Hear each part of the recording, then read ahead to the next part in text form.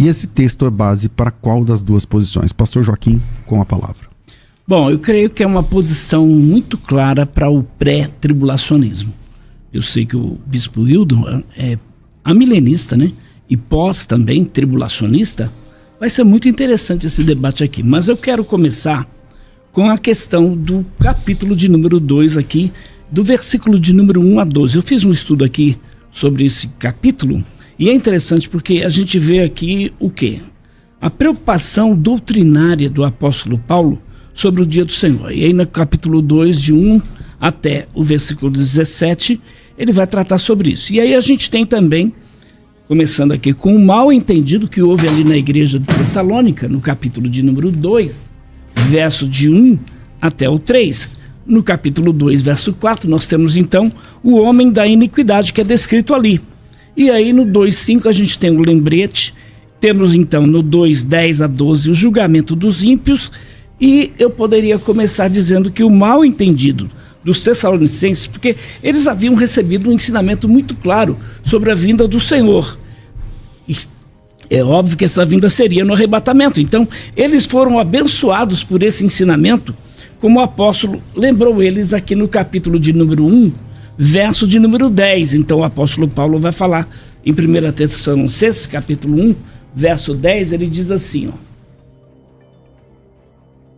Para aguardardes do céu o seu Filho, ao quem ele ressuscitou dentre os mortos, Jesus, que nos livra da ira vindoura. Então, Paulo está mencionando isso. O coração e a mente desses irmãos em Tessalônica foram grandemente encorajados por essa bendita esperança. E aí Paulo ensinou essa verdade quando esteve aqui com eles. Além disso, foi também dito que não passariam pelo dia do Senhor, que é aqui a ira. Então Jesus é o libertador, aquele que nos arrebata da ira que está para vir.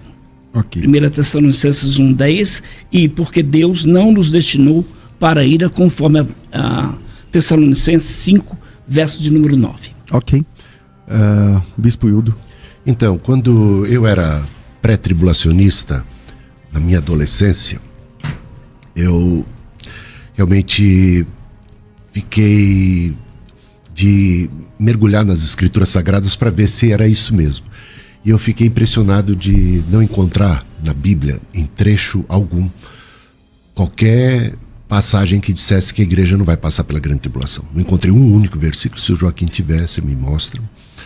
E também nada sobre um arrebatamento secreto e nada sobre um arrebatamento acontecendo em qualquer outro dia que não fosse no dia do Senhor, no dia em que ele se manifesta do alto céu. E encontrei, por exemplo, evidências muito claras na Bíblia, tanto nas palavras de Jesus, como nas de Paulo, no Apocalipse, em qualquer trecho que eu ia lendo, eu ia anotando, ainda jovem, anotando, separando tudo, e tive uma convicção tremenda. Quando eu cheguei nesse capítulo 2 de Tessalonicenses, ficou tão claro para mim. Porque, veja só, no que diz respeito à vinda, parousia, não é? Parousia, e não é esse mesmo termo, parousia, que vai aparecer lá em 1 Tessalonicenses capítulo 4, a respeito da vinda do Senhor, e é nessa parousia que se dá o quê? O arrebatamento. O capítulo 4 ele atrela parousia com arrebatamento. E aí, no capítulo 5 de 1 Tessalonicenses, ele vai falar da ira. E nós vamos ser livres da ira, porque no dia do Senhor, que é dia também da ira, a ira se manifesta contra quem não é de Deus, e aqueles que são filhos de Deus, eles são preservados, eles são arrebatados. É no dia da ira. E aqui, veja só, e a nossa reunião com ele coloca a maneira. Quem é especialista de grego sabe que a maneira como essa frase está montada, no grego, a respeito de. Ele coloca as duas coisas conjugadas, o que vem a seguir, da vinda de nosso Senhor Jesus Cristo e a nossa reunião. A nossa reunião com ele, essa palavra reunião é a mesma que vai aparecer lá em Mateus capítulo 24, quando no dia do Senhor, quando esse dia do Senhor é descrito, aliás, ali por Jesus, quando ele descreve essa sua vinda, no capítulo 24 de Mateus, Marcos 13 também, ele coloca nos termos em que a vinda do Senhor é anunciada lá no Antigo Testamento. O céu escurecerá, a lua não dará seu brilho, aquela coisa toda, e aí se manifestará. Ou seja, a vinda do Senhor é sempre, essa parousia é sempre uma vinda manifesta. E ele vai enviar os seus anjos aos 4 cantos da terra, que vão reunir. É a mesma palavra que aparece aqui. Veja, parousia, reunião. A parousia e a reunião estão conjugadas, acontecem no mesmo dia. Nesse dia é um dia de terror, é um dia de ira do Senhor. Se você pegar aí no capítulo 1, talvez eu tenha que parar agora de falar, né? Mas se a gente pegar o capítulo 1 aqui, se me deixar, eu vou embora, tá? Então, você quer concluir então? Não, eu posso concluir aqui, que eu acho muito interessante essa sequência, né? Que termina lá o capítulo 5, falando da vinda do Senhor, desse dia da ira de Deus, que não pega os cristãos de surpresa. Por que o dia do Senhor não pega os cristãos de surpresa? Porque os cristãos estão preparados para esse dia. Ou seja, nesse dia do Senhor, o dia do Senhor, quando o dia do Senhor chega, os cristãos estão ali preparados. Okay. Ou seja, eles não estão arrebatados em algum outro lugar. Eles estão preparados e são separados ali. É o dia do Senhor. E aí eu vou depois para 1 Tessalonicenses capítulo 1 para mostrar como fica claro aqui que esse dia do Senhor é um dia único em que se dará a ira, a vingança de Deus e ao mesmo tempo o alívio e a libertação. Pode ser para a segunda parte. Vamos lá, pastor Joaquim. O que eu vejo aqui é Paulo, de certa forma, acalmando ali os irmãos na cidade de Tessalônica, acalmando as suas emoções, principalmente dos novos convertidos ali, explicando inclusive que eles não estão no dia do Senhor. E aí mostra o homem do pecado, que também primeiro precisa ser revelado, né? E usando aí a certeza do arrebatamento, conforme descrito lá em 1 Tessalonicenses. O que a gente vê com isso? Porque 1 Tessalonicenses vai dissipar essa dúvida. Então o propósito do apóstolo Paulo aqui é mostrar a graça que operará antes do julgamento. O arrebatamento então ocorrerá antes daquele dito temido dia, e ele declara então a verdade com ternura, afeição, segurança do primeiro versículo. Então fala nossa reunião com ele. Capítulo 2 de Tessalonicenses, verso 1 diz assim: agora, irmãos, rogamos-vos pela vinda do nosso Senhor Jesus Cristo e pela nossa reunião com ele. Aqui Paulo dá uma ênfase quando ele diz agora. Então, com D, o apóstolo muda radicalmente o assunto do capítulo 1 e ele agora se afasta, né, para corrigir qualquer erros que havia ali com relação a esse dia. Então eu posso, de certa forma aqui, o apóstolo Paulo vai basicamente dizer isso, eu posso ter causado alguma coisa, mas para acalmar qualquer desejo, eu quero te dizer que fica tranquilo. Vocês não vão passar por esse dia. Então o apóstolo agora, ele passa da discussão sobre a segunda vinda de Cristo para o julgamento e a glória que ele trará em relação aí aos seus santos para a questão do arrebatamento novamente. Então quando ele diz agora, o que ele faz com isso? Ele faz retornar a questão do arrebatamento. E aí, com a qual ele lidou no capítulo de número 1.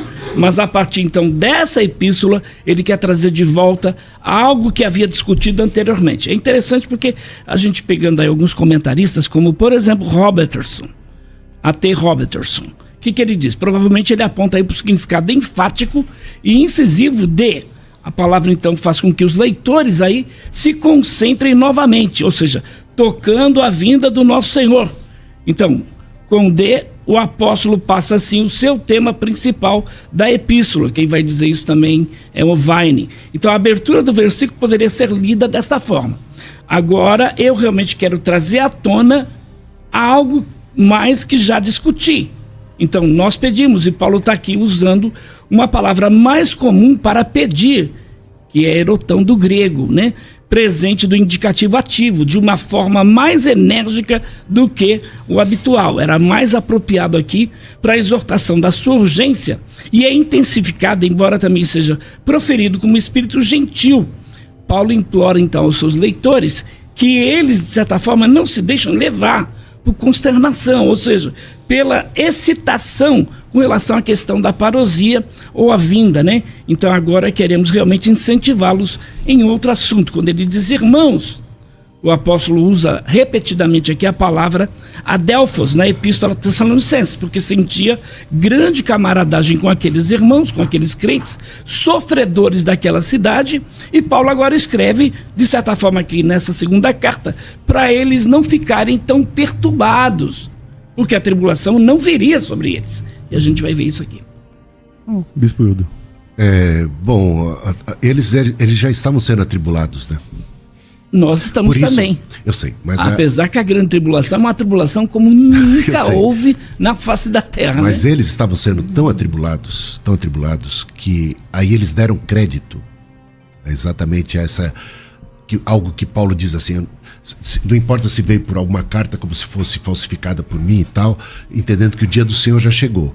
Porque o dia do Senhor, que é a parousia, que é o dia em que vai se dar a nossa reunião com ele, de maneira nenhuma acontecerá sem que primeiro tenham 2 sinais aí, a apostasia, que é a rebelião, e a outra, e aliás isso Jesus disse, né, por se multiplicar a iniquidade, o amor de muitos se esfriaria. Esse é um dos sinais dos fins, do fim dos tempos, e também a manifestação do iníquo, dizendo para a igreja, olha, esses sinais têm que acontecer, gente. Tanto tem que ter apostasia que ainda não aconteceu, como também a manifestação do iníquo. Ou seja, a igreja teria que contemplar esses sinais. Ela não seria de maneira alguma arrebatada antes de contemplar os tais sinais.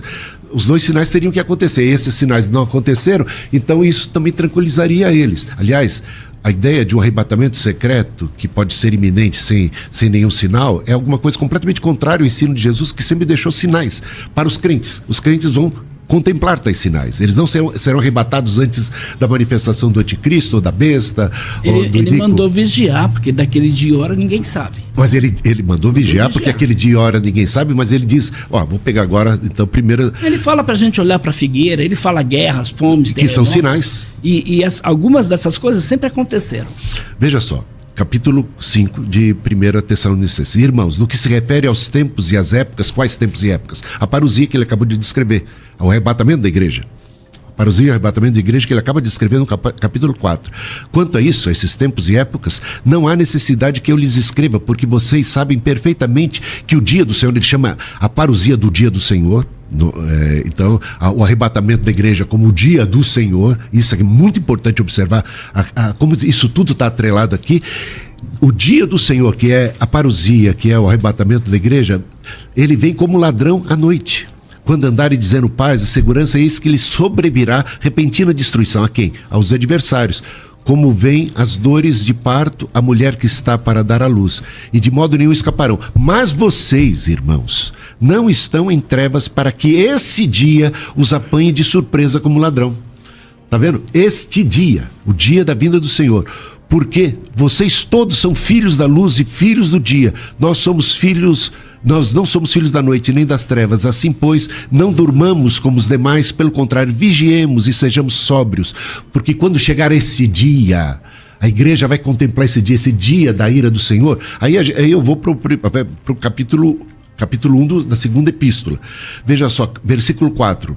Segunda Epístola de Tessalonicenses, capítulo 1, versículo 4. É por isso que nós mesmos nos orgulhamos de vocês nas igrejas de Deus, por causa da perseverança e da fé que vocês demonstram em todas as perseguições e tribulações que estão suportando. Veja como eles estavam passando por tudo isso. Isso é sinal evidente do justo juízo de Deus, para que vocês sejam considerados dignos do reino de Deus, pelo qual vocês também estão sofrendo. Pois de fato é justo para com Deus que ele retribua com tribulação aos que causam tribulação a vocês, e que dê a vocês que estão sendo atribulados alívio, juntamente conosco. Quando é que isso vai acontecer? Quando do céu se manifestar, né? Epifania, o Apocalipse, revelação, é sempre todos os termos, o parousia, é sempre manifestação.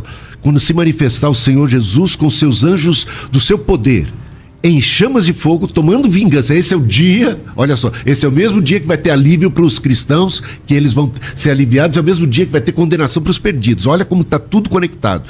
Em chama de fogo, tomando vingança contra os que não conhecem a Deus, contra os que não obedecem ao evangelho de nosso Senhor Jesus Cristo, eles sofrerão penalidade de eterna destruição, banidos da face do Senhor e da glória do seu poder, quando ele vier, naquele dia, para ser glorificado nos seus santos e ser admirado em todos os que creem. Isso inclui vocês que creram nele. Gente, que clareza, que clareza. Eles contemplarão, é um dia só. Esse dia do Senhor que ele vai falar no capítulo 2. Esse dia do Senhor é precedido pela apostasia e é precedido pela manifestação do iníquo. Portanto, a igreja não pode ficar achando que Cristo vem sem que esses sinais se manifestem. Pastor Joaquim. Eu vejo aqui, a gente gostaria de ter esse tempo disponível, mas não vamos ter. 1 Tessalonicenses, capítulo de número 4, verso de número 13, até 1 Tessalonicenses, capítulo 5, verso de número 10, para mim, o Paulo está escrevendo aqui de uma forma muito clara sobre uma distinção entre o arrebatamento da igreja e o dia do Senhor. E o que houve aqui? Os falsos profetas começaram a confundir lá os cristãos, ensinando que eles haviam perdido o arrebatamento. 4 verso 17, ó.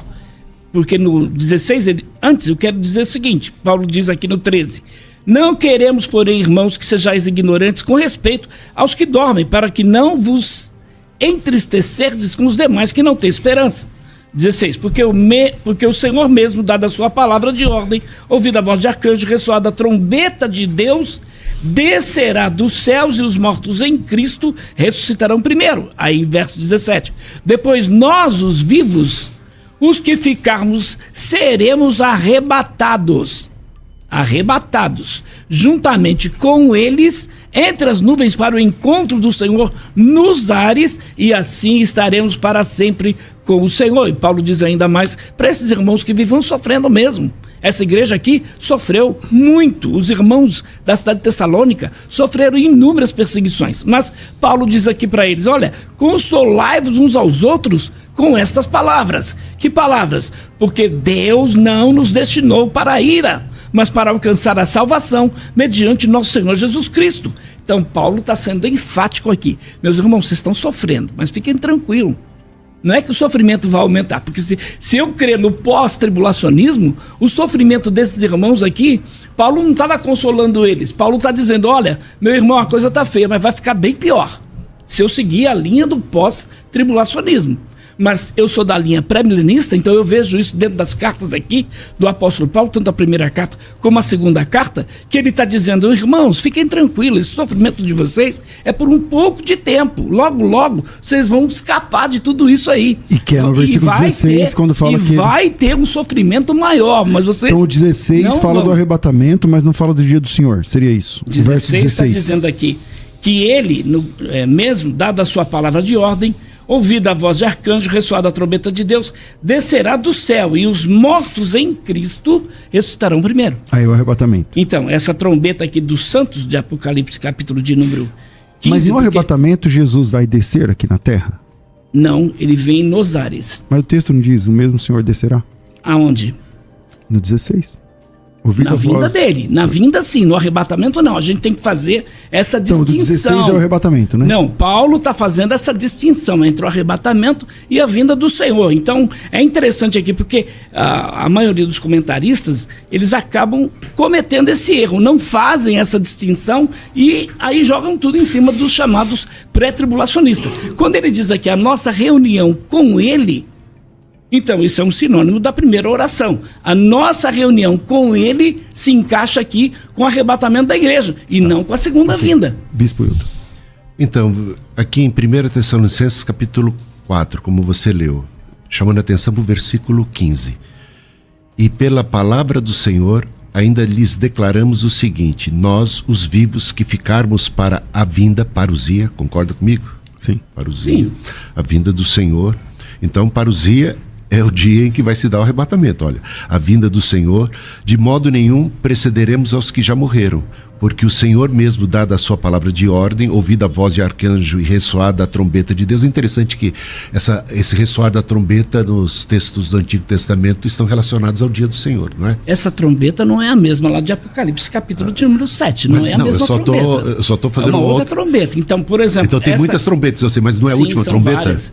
Ou não é a última trombeta? Essa trombeta aqui, a gente vai ver lá em, por exemplo, 1 Coríntios, capítulo 15, verso 52, Apocalipse, capítulo 11, versos 5 Mas é a até última, o 19. Então não é a mesma trombeta de Apocalipse capítulo 7. Aí a gente Então não é a última trombeta. Porque é usada aqui, a gente vai observar aqui a palavra harpazo, que significa o quê? Arrebatar. E essa palavra é usada há quase 2000 anos. Agora, olha só, a gente pode pegar aqui... É que ele estava na fala dele. Aí, não, você vai ter tempo, Joaquim. Sim, pois não. Só conectando, olha, ele está falando da vinda do Senhor, que é parousia.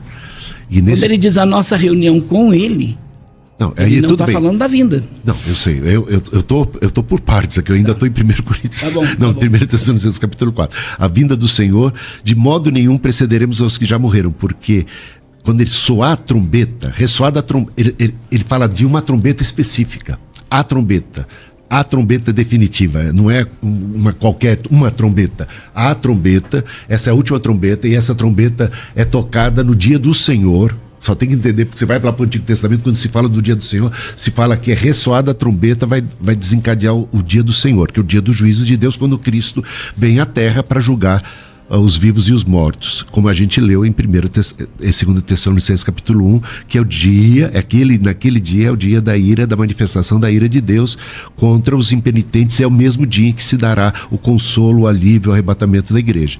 Ressoada a trombeta de Deus, descerá dos céus, é a vinda dele, ele desce dos céus. E Jesus, quando ele explicou isso no Sermão no Sermão das Últimas Coisas, Mateus 24, Marcos 13, Lucas 21, você vai ler Jesus falando assim, olha, se disserem que o Cristo está ali, não creia. Se disserem que ele está acolá, não creia, porque a vinda do Senhor não vai ser uma vinda secreta, em absoluto. Os que são de Deus aguardam o quê? Uma vinda manifesta de Deus. Quando ele descer, do mesmo modo que o viste subir, ele há de descer. Aí você vai para Apocalipse capítulo 1, versículo 7, né? Que vai declarar que ele vai descer, ele vai ser visto, todo olho o verá, até mesmo os que o traspassaram, dado que haverá então a necessidade de uma ressurreição geral nessa ocasião, né? De salvos e de perdidos, porque todo olho verá, até os que o traspassaram. Portanto, o dia da vinda de Cristo é o dia da ressurreição, é o dia em que todo olho verá. E aqui é o dia em que ele desce nas nuvens do céu, assim como o viste subir nas nuvens do céu, ele há de descer. E haverá então o arrebatamento da igreja. Portanto, a parousia se dá, é o dia da manifestação. É o mesmo dia em que haverá o arrebatamento, o Senhor separa. Aliás, isso você vai ver em Mateus 24 ali, quando ele diz que no dia dessa manifestação de Cristo gloriosa, portentosa, ele vai enviar os seus anjos para recolher os que são seus. É o mesmo dia em que há destruição e juízo dos impenitentes, dos que não são de Deus.